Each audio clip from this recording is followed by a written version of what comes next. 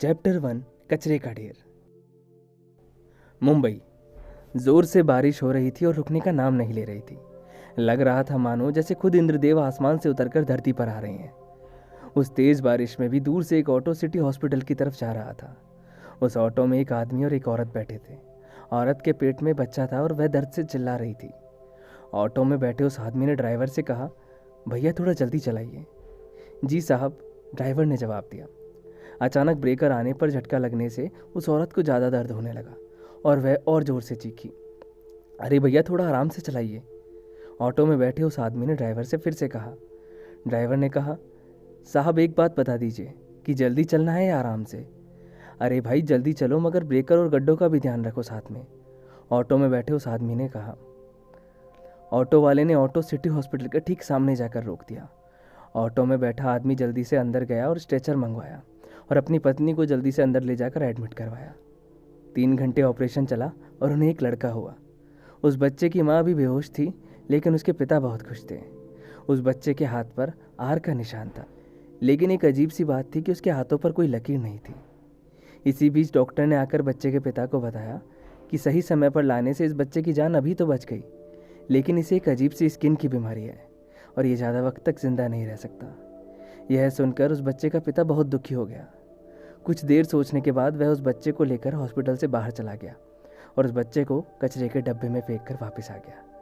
उस बच्चे के पिता ने डॉक्टर को मुंह बंद रखने के लिए 5,000 रुपये दिए और कहा कि मेरी पत्नी से यही कहना कि बच्चा मरा हुआ पैदा हुआ था, क्योंकि अगर वो बच्चा हमारे साथ कुछ वक्त रहकर मेरी पत्नी से दूर होता तो वह ये सह नहीं पाती, इसलिए मैंने उसे मार दिया। उस डॉक्टर ने भी पैसे लेकर वैसा ही किया जैसा कि उसके पिता ने कहा था।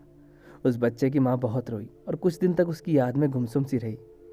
यहीं दूसरी तरफ पूरी रात उस कचरे के डब्बे में पड़े रहने के बाद एक सफाई वाले को कचरे के डब्बे में उस बच्चे की रोने की आवाज़ सुनाई दी। उस आदमी ने देखा कि किसी ने कचरे के डब्बे में एक छोटे से बच्चे को इस तरह फेंक दिया है जैसे किसी रईस ने बचे हुए खाने को अधूरा छोड़कर फेंक दिया हो। वह सफाई कर्मी उस बच्चे को लेकर अपने घर चला गया। उसके घर में वह सिर्फ अकेला था। 3 साल पहले उसकी पत्नी की बीमारी से मौत हो गई थी। उस सफाई कर्मी ने उस बच्चे को सबसे पहले थोड़े से दूध को हल्का गुनगुना सा गर्म करके चम्मच से पिलाया, जिसके बाद उस बच्चे ने रोना बंद किया।